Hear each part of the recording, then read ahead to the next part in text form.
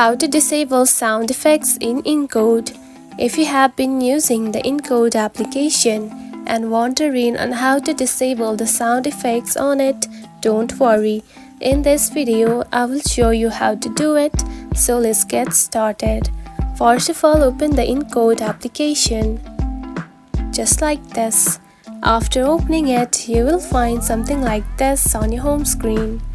Now, to disable the sound effects, tap onto Settings at the top right corner. Just right here, select it.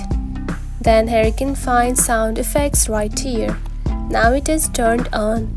Now to disable it, simply tap onto this button, just like this. And now you can see it is now turned off. And that's it. This is how you can disable sound effects into the Encode application. It is a very easy process, right? If you found this video helpful, don't forget to like and subscribe for more tips.